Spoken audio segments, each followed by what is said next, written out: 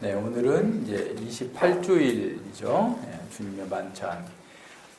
세례와 관련해서는 이제 2주를 했는데, 주님의 만찬과 관련해서는 3주일 동안, 31주일 동안 나오죠. 그걸 보시면 되는데, 우선 제가 여러분에 나눠드린 이 뒤에 있는 표를 한번 보세요. 이 표를 보면, 뒤쪽에 있는 거, 앞에보다 이게 작은 표. 6월절과 교리문답과 자기살핌을 이렇게 해놓은 표인데요. 자, 6월절이 어떤 거죠? 여러분 6월절을 알고 있어요? 네. 자, 6월절 다시 한번 생각해 봅시다.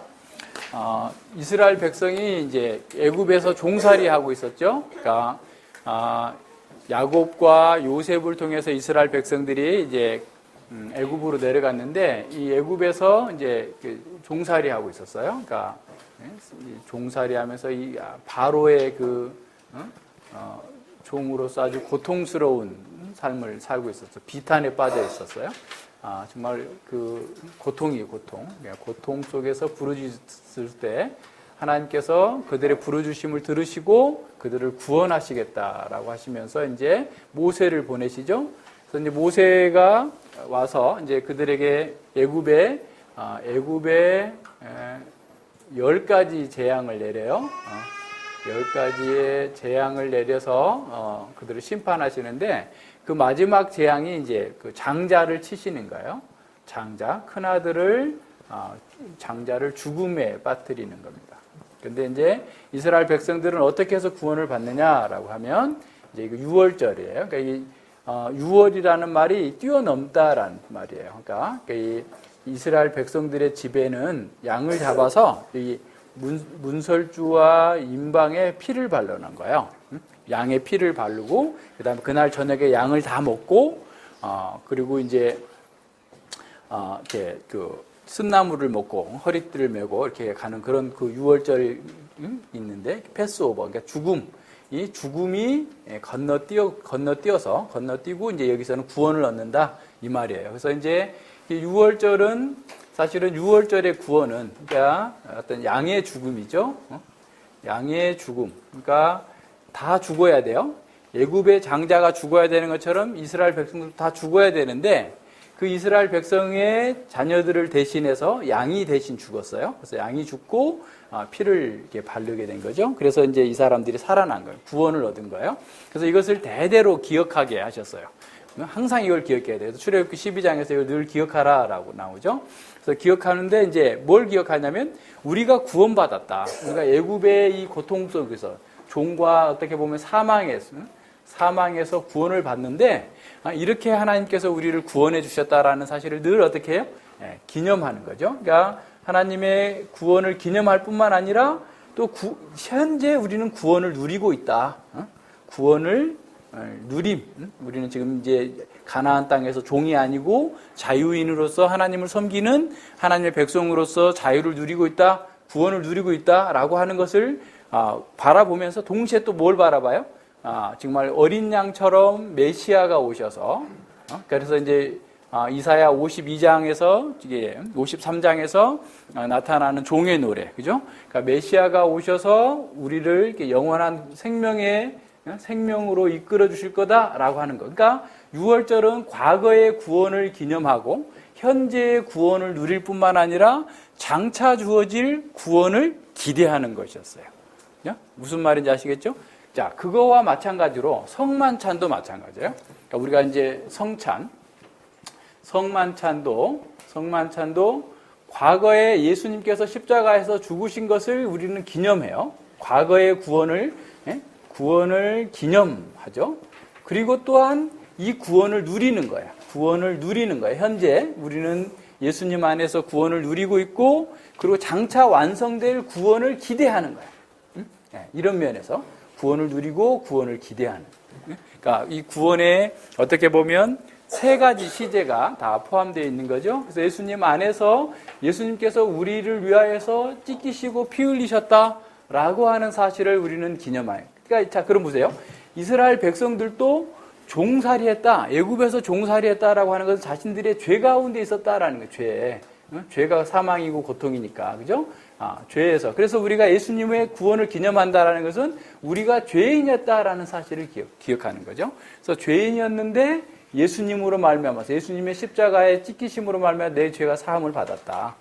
그래서 내가 구원을 받았고 그 구원받은 것을 늘 생각하는 거예요. 이게 성찬을 생각할 때마다 나는 죄인이었는데 내가 이렇게 죽어야 되고 내가 멸망해야 되는데 예수님께서 죽으셨다라는 사실을 내가 기억하면서 그 구원을 기념하는 거죠. 그리고 내가 예수님 안에서 이제 누리게 되는 것들, 이 구원을 누리는 거예요. 그리스도와의 연합과 그리고 장차 예수님께 다시 오실 때 영원한 혼인잔치, 성만찬 이 혼인잔치죠.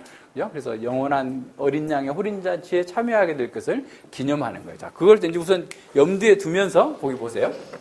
자, 6월절은 이스라엘의 비참한 삶을 상징하는 쓴나물을 먹었다. 그죠? 쓴나물. 거기에서 고통스러운 그 삶을 살았음을 기억하는 거죠.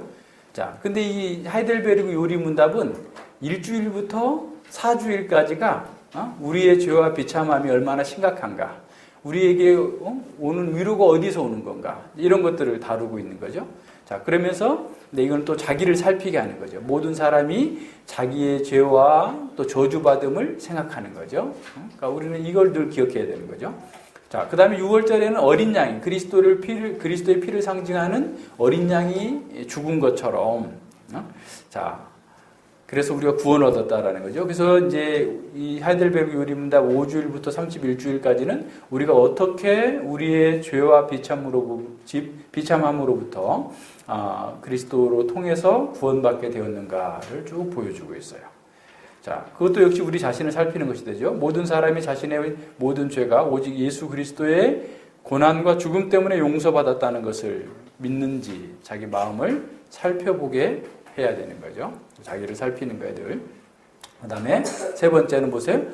자신들의 모든 부패된 삶을 정결하게 하는 것을 상징하는 누룩 없는 빵을 먹잖아요. 무교병이잖아요. 그러니까 자신의 모든 부패된 것들을 제거하는, 육신의 죄악들을 제거하는 것.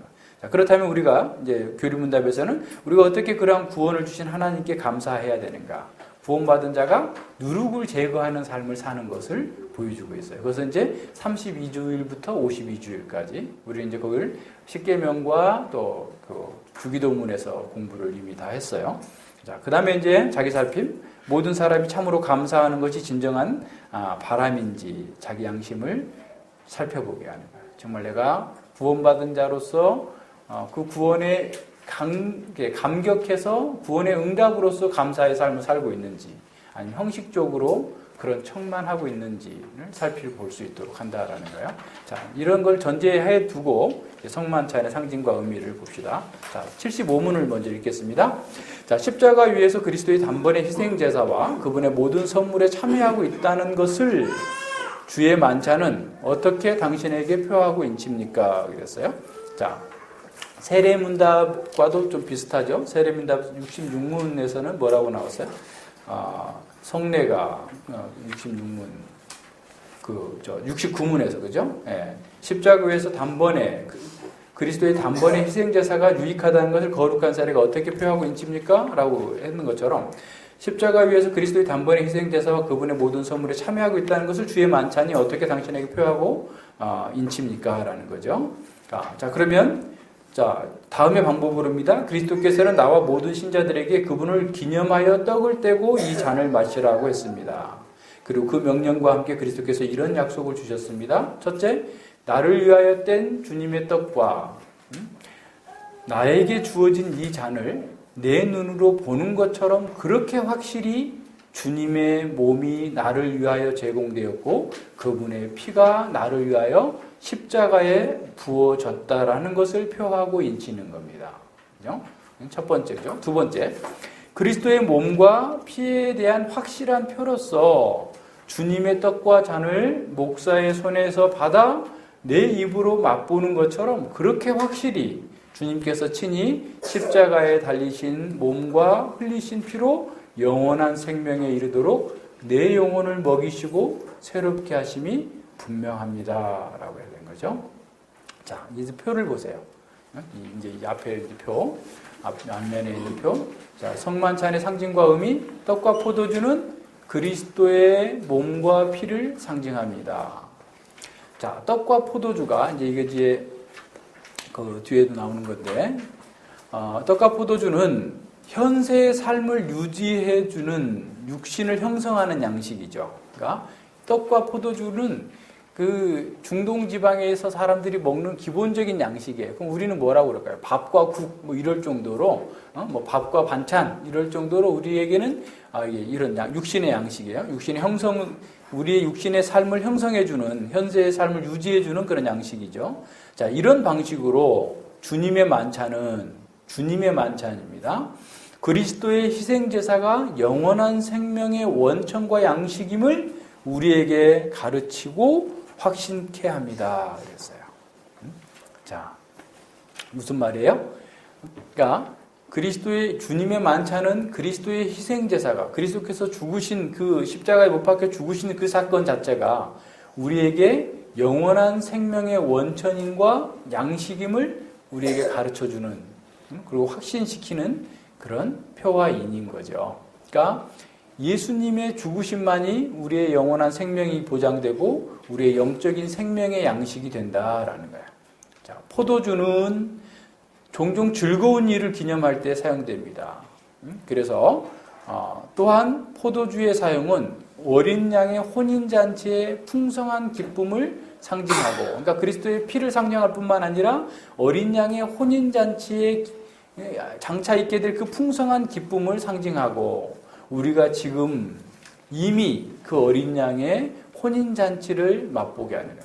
그러니까 성만찬은 장차 종말에 이루어지게 될 어린 양의 혼인잔치를 지금 맛보면서 우리가 누구이며 무엇을 위해 살며 어떻게 살 것인지를 생각하게 해주는 거예요. 그러니까 이제 그 요한계시록 19장 한번 보세요. 요한계시록 19장에 보면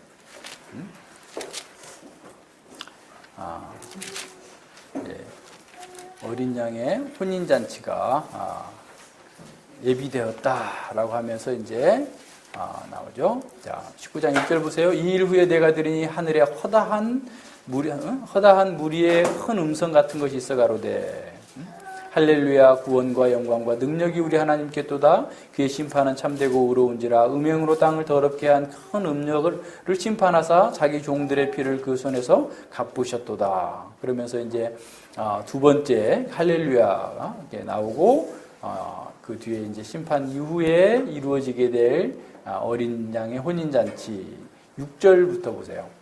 자, 또 내가 들으니 허다한 무리의 음성도 같고 많은 물소리도 같고 큰 뇌성도 같아서 가로되 할렐루야, 우리 주 하나님 곧 전능하신 이가 통치하시도다.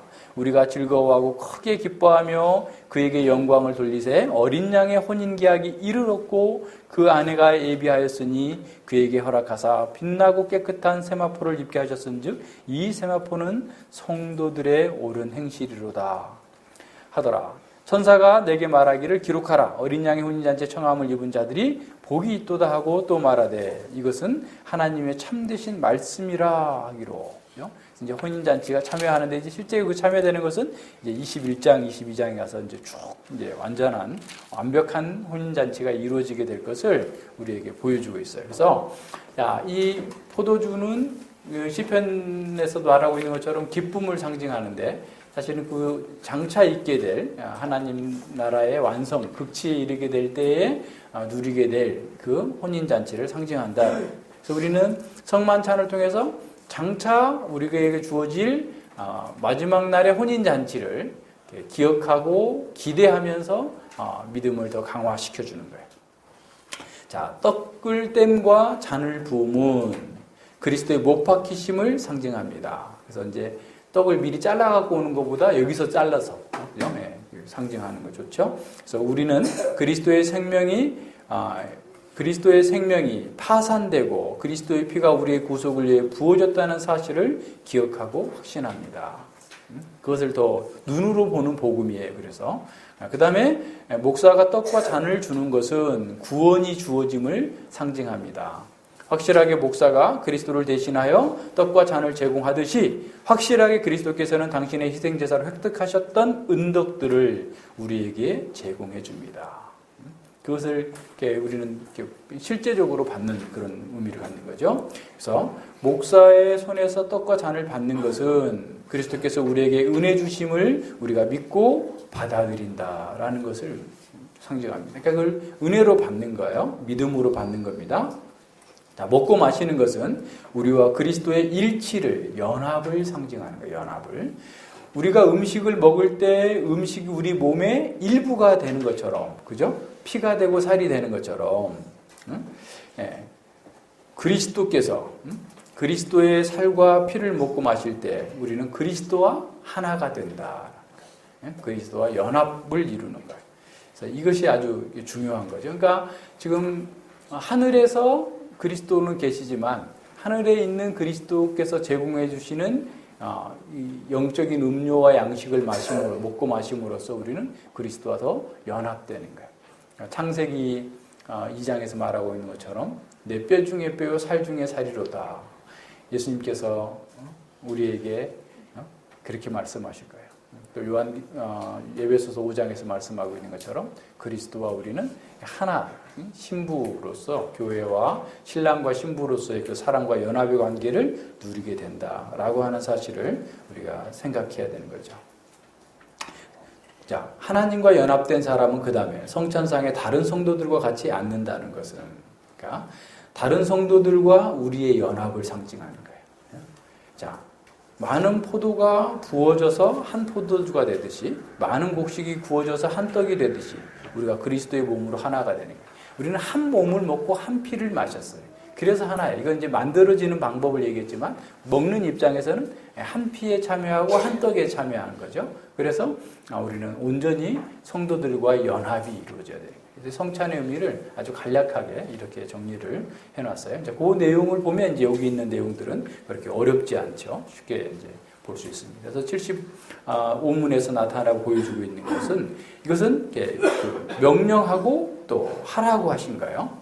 그래서 이런 분들을 잘 생각해 봐요. 그러니까 이제 성찬에 대해서 두 가지 오류를 생각해 본다면 첫 번째는 어떤 게 있냐면 사람들이 자기를 너무 살핀 나머지 성찬에 나오지 않는 경우가 있겠죠. 그런데 사실을 살피는 것은 중요해요. 살피는 게 중요한데 그 다음에 성찬에 나오라고 하는 그 명령을 우리는 또 따라가야 돼요. 그래서 이제 자기 살핌에 너무 집중하는, 그러니까 이게 세례도 마찬가지고 성찬도 마찬가지고 자꾸 자기중심적으로 생각하면 안 돼요. 그런 면에서 우리는 주님께서 나오라, 받아 먹으라 라고 명령형으로 말씀하셨어요. 명령을 따라서 행하는 거예요. 두 번째는 자기 살피지 않고 주님을 생각하지 않고 사람을 의식해가지고 저 사람 성찬을 안 받네? 그럼 저 사람 죄가 많을 거라고 옆에 사람이 생각할까봐 그거를 갖다가 이렇게 하나님 앞에서 하나님과 나와의 관계에는 별로 신경 쓰지 않고 사람들이 자신을 어떻게 볼까에 대한 의식 때문에 그 성찬에 그 참여하는 사람, 그것도 역시 잘못된 거죠. 자꾸 자기중심적으로 생각하는 거예요. 그런 면에서 우리는 주의해야 됩니다. 그래서 하나님께서 우리 자신을 잘 살핀다라는 것도 어떤 거냐면 교회적 살핌이에요. 그러니까 교회 가운데에서 내가 지금 그리스도의 몸된 지체로서의 바르게 행하고 있는가라고 하는 것을 잘 살피고 그리고 이제 좀 부족하더라도 하나님께 기도하고 이렇게 나와서 이 은혜에 참여하는 것이 좋은 거지 그냥 뒤에 앉아가지고 이렇게 멀뚱하게 구경만 하고 있는 것은 바람직한 것은 아니에요. 왜냐하면 자꾸 자기중심적이에요. 우리는 이 성찬상이 우리의 상이 아니고 주님의 상이에요. 주님의 초청을 받아들여야 돼요. 여기 지금 요한계시록에서 나와서 초청에 참여하라. 혼인잔치에 참여하라라는 거예요. 자, 보세요. 그 다음에 76문 보세요. 이 동일한 내용인데 십자가에서 못 박히신 그리스도의 몸을 먹고 흘리신 피를 마신다는 것은 어떤 뜻입니까? 첫째, 그것은 그리스도의 모든 고난과 죽음을 믿는 마음으로 받아들여서, 그렇죠? 고난과 죽음을 믿음으로 받아들이는 거예요. 그러니까 그걸 먹었기 때문에 자동적으로 주어지는 것이 아니라 그리스도의 고난과 죽음, 왜 죽었어요? 나의 죄 때문에, 나를 구원하시기 위해서 죽어주셨다는 것을 믿는 마음으로 받아들여서 죄 용서함과 영원한 생명을 받는 것입니다. 그러니까 내가 주님을 믿고 주님께서 이렇게 나를 위해서 나의 죄 때문에 고난당하시고 죽으셨다라는 사실을 믿고 받아들일 때 어떻게? 그를 통하여서 죄 용서와 영원한 생명을 얻는 거다. 두 번째, 그리스도 안에서와 내 안에서 사실은 성령님으로 말미암아 점점 더 그리스도의 거룩한 몸과 하나가 되는 겁니다.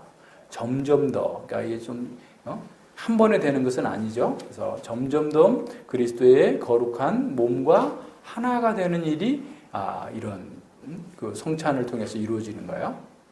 자, 그러니까 우리가 그리스도와 연합이 되는 거고 그리스도 안에서 그리스도의 생명에 우리에게 더 분명하게 드러나는 상황으로 나아가게 되는 겁니다. 그러므로 비록 그리스도께서는 하늘에 계시고 우리는 땅에 있을지라도 그분의 뼈 중에 뼈며 그 몸의 지체들이 한 영혼에 의해서 살고 다스림을 받는 것처럼 우리도 한 성령님에 의해서 영원히 살고 다스림을 받습니다. 그랬어요. 자, 우리가 저 보세요. 예수님의 고난과 죽음을 통해서 죄사함과 영원한 생명을 얻고 두 번째는 그리스도와 연합을 이룬다라는 거예요. 근데 그리스도의 연합이 그냥 떡을 먹었기 때문에 피를 마셨기 때문에가 아니라 무엇으로?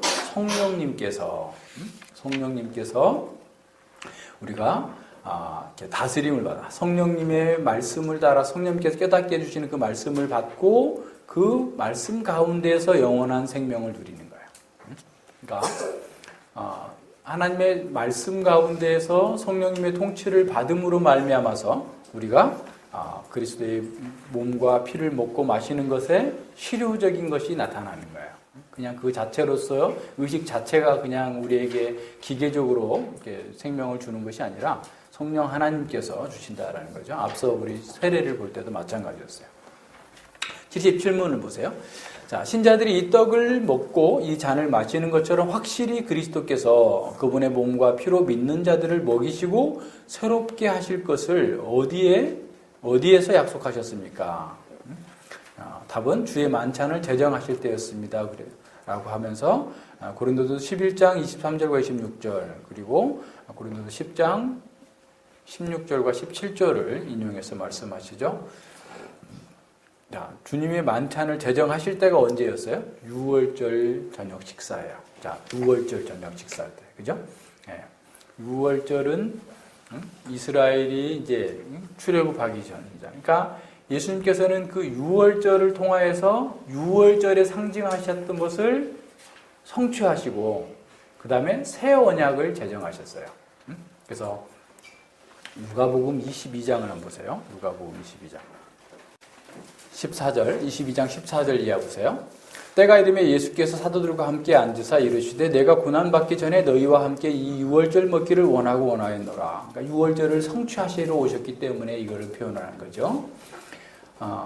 내가 너희에게 이르노니 이 유월절이 하나님 나라에서 이루기까지 다시 먹지 아니하리라 하시고 다시 포도주를 마시지 않는다라는 것은 더 이상 유월절을 기념하는 예식이 폐하여졌다라는 말이에요. 무슨 말인지 아시겠어요? 예수님의 사역으로 말미암아서 유월절이 상징하던 그 모든 것이 완성되어서 성취되었기 때문에 더 이상 포도주 마시지 않고 또 유월절을 기념하는 이런 식사를 하지 않으시겠다라는 겁니다. 자, 17절에 이에 잔을 받으사 세례하시고 가라사대 이것을 갖다가 너희끼리 나누라. 내가 너희에게 이르노니 내가 이제부터 하나님 나라 임할 때까지 포도나무에서 난 것 다시 마시지 아니하리라. 그 말이죠. 다시 포도나무에서 난 것을 마시지 아니할 거예요. 왜냐하면 이제 유월절이 상징했던 그것이 이제 다 성취될 것이기 때문에 그런 거예요. 또 떡을 가져 살해하시고 떼어 저희에게 주시며 가라사대 이것은 너희를 위하여 주는 내 몸이라. 너희가 이것을 행하여 나를 기념하라 하시고 저녁 먹은 후에 잔도 이같이 하여 가라사대 이 잔은 내 피로 세우는 새 언약이다. 그러니까 이 율법에서 이루어졌던 그 옛 언약이 이제 다 성취됐고 새 언약을 주신 겁니다. 그래서 너희를 위하여 붓는 것이라. 이렇게 하면서 이제 그 6월절 제정하셨던 것들이 나오는데, 자, 이 말씀을 근거로 해서 이제 그 고린도전서에서 바울은 이 경우죠. 내가 너희에게 전한 것은 주께 받은 것이니 곧 주 예수께서 잡히시던 밤에 떡을 가지사 축사하시고 떼어 가라사대 이것은 너희를 위하는 내 몸이니 이것을 행하여 나를 기념하라 하시고, 식후에 또 이와 같이 잔을 가지고 가라사대 이 잔은 내 피로 세운 새 언약이지 이것을 행하여 마실 때마다 나를 기념하였으니, 나를 기념하라 하셨으니 너희가 이 떡을 먹으며 이 잔을 마실 때마다 그의 죽으심을 오실 때까지 전하는 것이다. 그러니까 우리가 예수님 안에서 구원을 얻었다라는 것을 우리는 기념하면서 또 예수님과 연합을 누리면서, 그리고 예수님이 다시 오셔서 어린 양의 혼인잔치 가운데에서 완전한 하나님 나라의 극지에 참여하게 하실 것을 우리는 기대하면서 이 복음을 전하는 거예요. 그러니까 이 성만찬의 의미가 아주 그래서 굉장히 중요한 거예요. 우리가 누구인지, 우리가 받은 구원을 생각하게 하고 눈에 보이게 하고 나와 그리스도와의 연합을 생각하게 하고 구원을 누리게 하고 성도들과 연합, 그리고 장차 우리에게 주어질 주님이 다시 오심으로 말미암아서 이루어지게 될 어린 양의 혼인잔치, 종말의 잔치에 참여하게 될 것을 기대하면서 우리가 어떻게 살 것인지를 늘 생각하는 것이죠. 자, 이 약속은 다음과 같이 바울에 의해서 반복되었습니다. 우리의 축복하는 바 축복의 잔은 그리스도의 피에 참여함이며 우리가 떼는 떡은 그리스도의 몸에 참여함이 아니냐. 떡이 하나요? 많은 우리가 한 몸이니 이는 우리가 한 떡에 참여했다.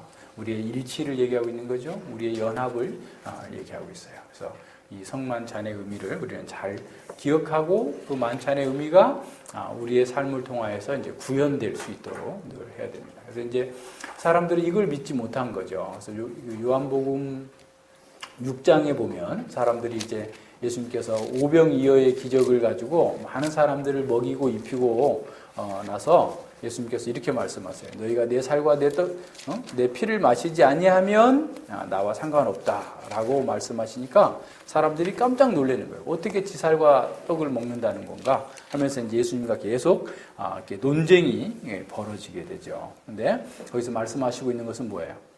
여기서 자, 거기 찾아보세요. 유대인들은 계속해서 그 표적을 이렇게 보여달라.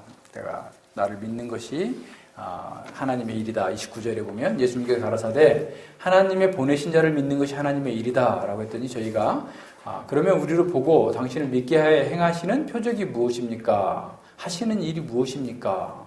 기록된 바 하늘에서 저희에게 떡을 주어 먹게 하셨다 함과 같이 우리 조상들은 광야에서 만나를 먹었나이다. 그래서 32절 예수께서 이르시되 내가 진실로 너희에게 이르노니 하늘에서 내린 떡은 모세가 준 것이 아니라 오직 내 아버지가 하늘에서 내린 참떡을 너희에게 주시나니 하나님의 떡은 하늘에서 내려 세상에게 생명을 주는 것이니라. 저희가 가로되 주의 이 떡을 항상 우리에게 주소서. 예수께서 가라사대 내가 곧 생명의 떡이니 내게 오는 자는 결코 줄이지 아니할 터니요 나를 믿는 자는 영원히 목마르지 아니하리라 그랬어요. 자, 예수님을 먹는다는 것은 곧 예수님을 믿는다는 거예요. 무슨 말인지 아시겠죠? 네. 자, 그러면서 예수님께서 계속 이 말씀을 따라서 이렇게 살도록 우리에게 요구하시는데 이 사람들은 그거를 이렇게 믿지를 못하는 겁니다. 47절부터 진실로 진실로 너희에게 이르노니 믿는 자는 영생을 가졌나니 내가 곧 생명의 떡이로다. 너희 조상들은 광야에서 만나를 먹었어도 죽었거니와 이는 하늘로서 내려오는 떡이니 사람으로 하여금 먹고 죽지 아니하게 하는 것이니라. 나는 하늘로서 내려온 산 떡이니 사람이 이 떡을 먹으면 영생하리라. 나의 줄 떡은 곧 세상의 생명을 위한 내 살이로다 그랬어요. 사람들이 계속 이걸 얘기하니까 도대체 이해를 못하는 거죠. 그러니까 이 상황을 이해하지 못해요. 그래서 예수님께서는 다시 내 살이 참 양식이요. 55절 내 살은 참된 양식이요 내 피는 참된 음료로다. 내 살을 먹고 내 피를 마시는 자는 내 안에 거하고 나도 그 안에 거하나니 살아계신 아버지께서 나를 보내심에 내가 아버지로 인하여 사는 것 같이 나를 먹는 그 사람도 나로 인하여 살리라. 이것은 하늘로서 내려온 떡이니 조상들도 먹고 죽은 것 같지 아니하여 이 떡을 먹는 자는 영원히 살리라. 이 떡을 먹는다. 그건 어떤 거예요? 예수님을 믿는다라는 거예요. 그러니까 예수님께서 나의 죄를 위하여서 죽으셨음을 믿고, 그리고 그 예수님을 통하여서 나에게 구원이 주어지고 예수님 안에서 새로운 생명의 삶을 산다라는 것을 믿는 것. 그것을 우리는 이 성만찬을 통하여서 다시 확인하고 그 하나님의 약속을 표하고 인친 것을 받아 먹으면서 그 복음의 부요함을 누리게 되는 거예요. 그래서 이 성만찬에 참여하는 것은 어떻게 보면 이 복음의 하나님의 약속을 믿음으로 받는 그런 복되고 귀한 일들이죠. 그래서 이런 면들에서 성만찬을 할 때마다 우리가 누구인지, 우리가 성만찬 할 때 우리 그 예식문 한번 보세요. 여기 어디 있죠? 성찬 예식문 찾아보세요. 뒤에 3장에 가서 보면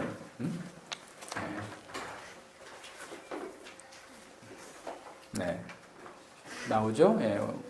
217페이지. 그죠? 성만찬 제정 나오고, 그 다음에, 성만찬에서 자기 성찰, 초청과 권면, 그죠? 그리스도를 기념함 쭉 나오고, 그 다음에 확신, 우리가 어떻게 할 건지 보면서 또 교제, 그리스도의 제 이름을 소망함, 이런 모든 것들을 이 안에 우리가 담고 있는 거예요. 그래서 성만찬을 우리가 기념할 때마다 이런 말씀에 근거해서 우리가 어떤 존재이고 어떻게 살고 무엇을 위해 살고 장차 우리가 어떻게 될 것인지를 늘 생각하면서 그 은혜에 참여하는 그런 복을 누릴 수 있게 되길 바랍니다. 같이 기도합니다.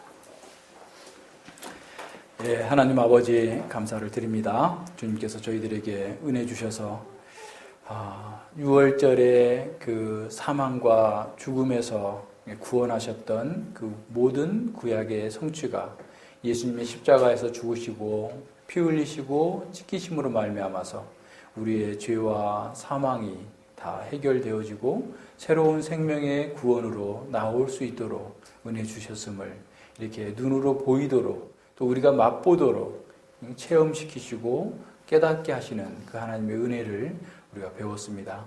하나님의 그 놀라운 은혜가 우리의 삶 가운데에서 날마다 더 주님을 닮게 하시고 주님과 더 깊은 연합으로 들어가게 하시고 성도들과의 일치와 연합을 통하여서 하나님의 교회로서 온전하게 세워져 나가는 아름답고 복된 일들이 늘 이루어질 수 있도록 함께하여 주시옵소서. 우리가 성만찬을 기념할 때마다 행할 때마다 참으로 주님을 더욱더 닮아가는 성장이 있게 하시고 또 복음의 말씀이 우리의 눈으로 우리의 삶으로 오히려 더 분명하게 체험되어지고 증거되어질 수 있도록 인도해 주시옵소서. 감사드리며 예수님 이름으로 기도드립니다. 아멘.